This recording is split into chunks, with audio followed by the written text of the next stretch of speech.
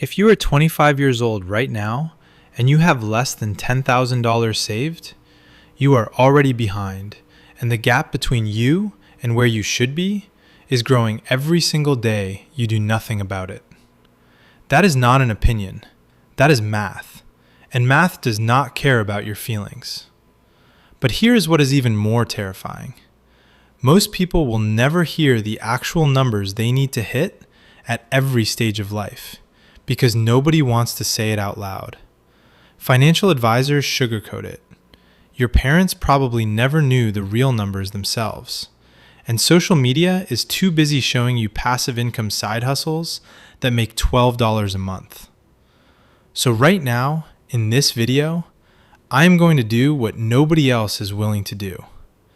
I am going to tell you the exact amount of money you need to have saved, invested, and earning at every single age from 18 all the way to 65.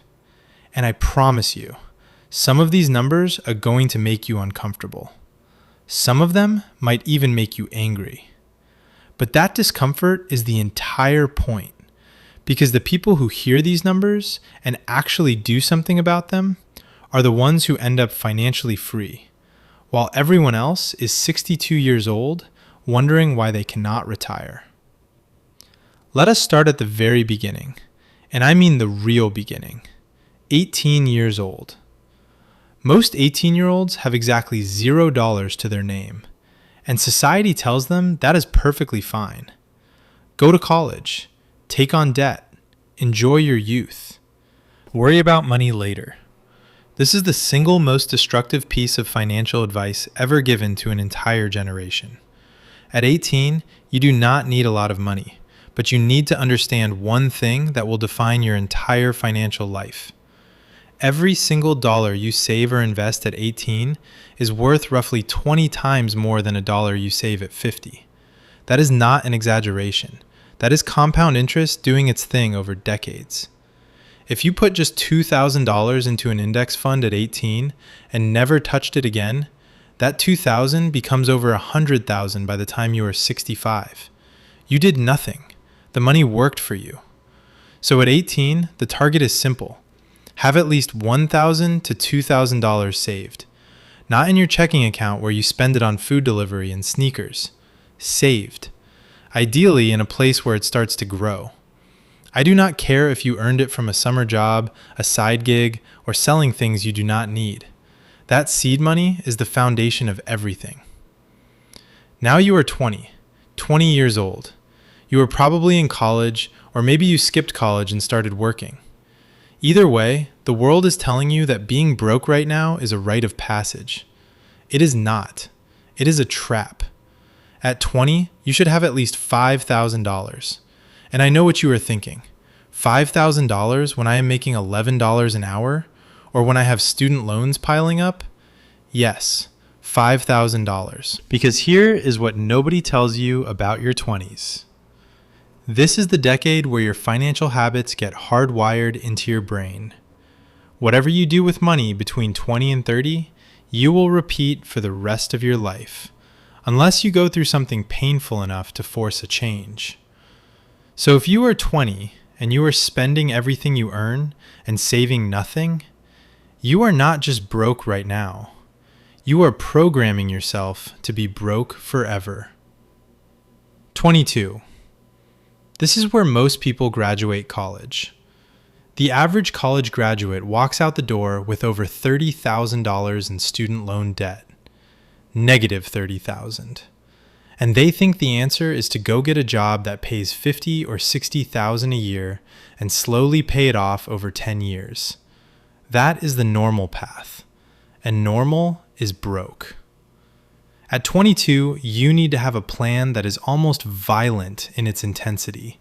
I mean, attacking that debt with every spare dollar while simultaneously building an emergency fund of at least 3 months of expenses. For most people, that means having around $5,000 to $8,000 in liquid savings, plus a clear payoff timeline for your debt. If you have no debt at 22, you are already ahead of 90% of your peers. Your target should be $10,000 saved minimum. 25. This is the age where the game starts to get real. At 25, you should have saved at least half of your annual salary. So if you make $50,000 a year, you need $25,000 saved or invested. If you make $70,000, you need $35,000. I can already hear the excuses. Rent is too high. I live in an expensive city. I have loans. Life is expensive. I get it. I am not saying it is easy. I am saying it is necessary. Because at 25, compound interest is still your best friend. Every dollar you invest now has roughly 40 years to grow. That is 4 full decades of compounding. A single dollar invested wisely at 25 can become over $20 by retirement. But a dollar invested at 45 only becomes about $4 or $5. You are literally 5 times more powerful financially at 25 than you will be at 45. So when you waste money at 25, you are not wasting $1. You are wasting 20. 28. By now, you should be earning more than you were at 22. You have had a few raises, maybe switched jobs once or twice, and your income should be climbing. At 28, the target is to have 1 full year of your annual salary saved and invested. If you make $60,000, you need $60,000 put away. This is where most people start to fall dangerously behind, because between 25 and 30 is when lifestyle inflation hits the hardest. You start making more money, so you get a nicer apartment. You buy a better car. You start going to better restaurants. Your subscriptions multiply. And before you know it, you are making 30% more than you made 3 years ago, but saving the exact same amount, which is close to nothing. Lifestyle inflation is the silent killer of wealth. It does not feel like a problem because you can afford everything. But affording everything and building wealth are 2 completely different games, and most people do not realize they have been playing the wrong one until it is way too late. 30. The big 30. Society puts a lot of pressure on this age. You are supposed to have your life together. You are supposed to be settled. And financially, you should be hitting a very specific number. At 30 years old, you should have at least 1 to 1.5 times your annual salary saved and invested. Fidelity, one of the largest financial institutions in the world, says you need 1 times your salary by 30. I think that is the bare minimum. If you want actual financial freedom, not just a basic retirement, you should be aiming for 1.5 times. So if you earn $70,000 a year, you need $70,000 to $105,000 in savings and investments, not equity in your house, not the value of your car, liquid investable assets, retirement accounts, brokerage accounts, index funds, real money that is growing. If you are 30 and you have less than 1 times your salary saved, you are officially behind schedule. And every year you stay behind, the hole gets exponentially deeper. 33. By 33, most people have added major expenses to their life. Maybe a mortgage, maybe kids, maybe both. This is the age where people start saying they will catch up later. They tell themselves that once they get that promotion, or once the kids are in school, or once they pay off the house, then they will start saving seriously. This is a lie you tell yourself to feel better about doing nothing. At 33, you need 1.5 to 2 times your annual salary, and you need your money working for you. This means your investments should be generating returns that start to feel meaningful. If you have $100,000 invested and it grows 8% in a year, that is $8,000 you earned while sleeping. That is real money, and it only gets more powerful from here. 35. The halfway point to 70. At 35, you should have 2 times your annual salary saved. If you make $80,000, you need $160,000. This is also the age where you need to start thinking about something most people completely ignore, which is the income gap between active income and passive income. At 35, you should have at least some money coming in that you did not directly trade hours for. Dividends from investments, rental income, a business that generates revenue without your constant presence, something.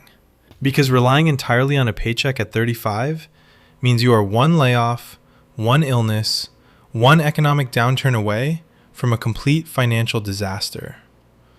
The wealthy do not just save money. They build systems that produce money even when they stop working. 35 is when you need to start building that system. 40. If 30 was the checkpoint, then 40 is the audit. At 40, you should have 3 times your annual salary saved and invested. If you earn $100,000 a year, you need $300,000 put away. And here is the brutal part. If you are 40 and you have significantly less than that, the math to catch up starts working against you in a way that is genuinely frightening. To retire at 65 with a comfortable lifestyle, most financial models say you need about 10 to 12 times your final annual salary. If you are 40 and you have zero saved, you need to save and invest roughly 25 to 30% of your income every single year for the next 25 years just to get to a basic retirement. Not a luxurious retirement, a basic one, where you are not eating cat food, but you are also not traveling the world. And most people cannot save 25 to 30% of their income because they built a lifestyle in their 20s and 30s that consumes everything they earn. This is why I keep saying the decisions you make at 22 and 25 and 28 are not just about your 20s. They're about your entire life. 45. This is where the urgency becomes almost painful. At 45, you need 4 times your annual salary. You should also be at or near your peak earning years. If your income has not grown significantly by 45, you need to make serious changes. Change careers, start a business, develop a high-income skill.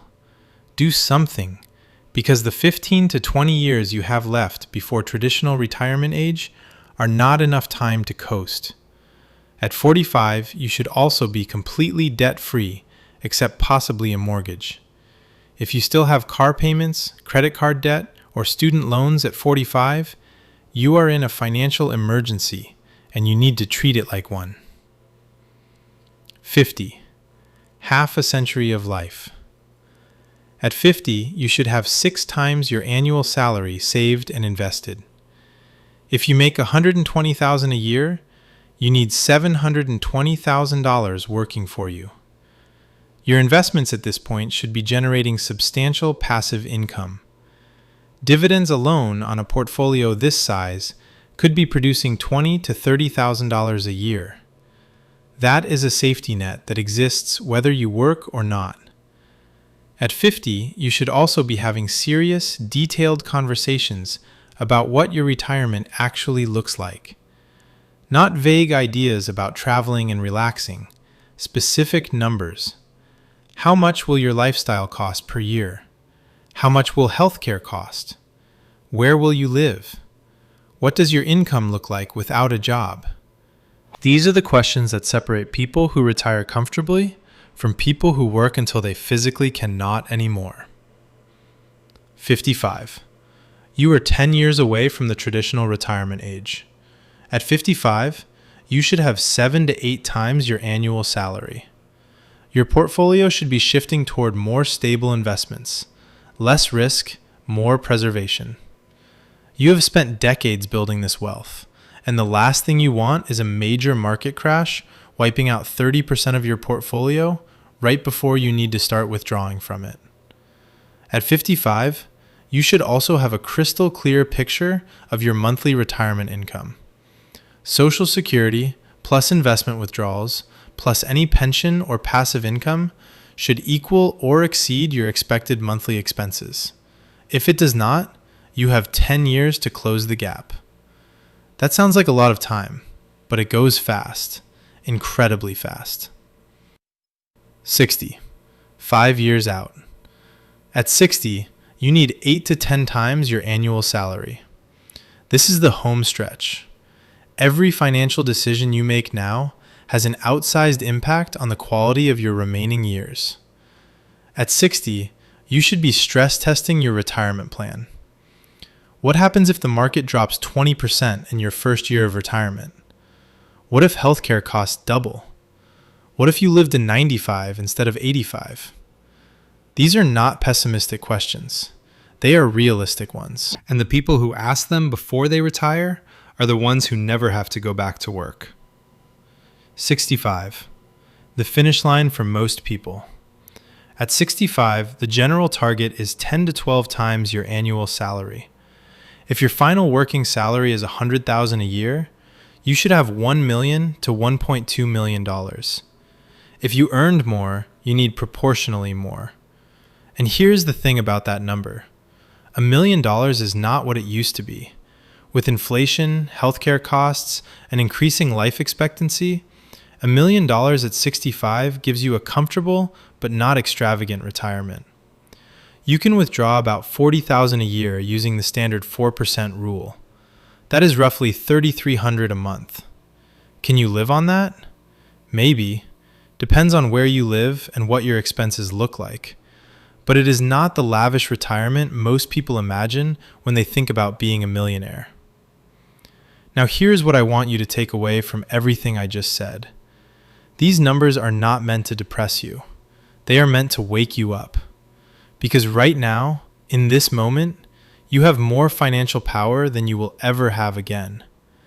Every single day that passes, you lose a little bit of that power. The compound interest machine gets a little less effective. The runway gets a little shorter. The margin for error gets a little thinner. If you are young and you are watching this, you have an almost unfair advantage over everyone older than you. Time. That is it. That is the advantage, and it is the most valuable financial asset that exists. More valuable than a trust fund, more valuable than a high salary, more valuable than any investment strategy. Time in the market beats everything.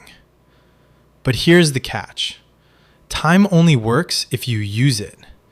If you are 25 with zero savings and you start today, you can still build extraordinary wealth. If you wait until 35, you can still do it, but it will be twice as hard. If you wait until 45, it will be 4 times as hard. And if you wait until 55, it might be nearly impossible to reach the numbers you actually need without a dramatic lifestyle change. The window does not stay open forever. It closes a little more every year. And one day, you wake up and realize the life you wanted is no longer mathematically possible. That is the brutal truth.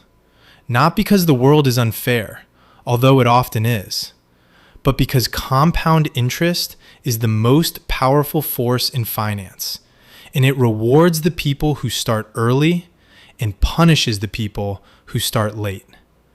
There is no way around that. There is no hack. There is no shortcut.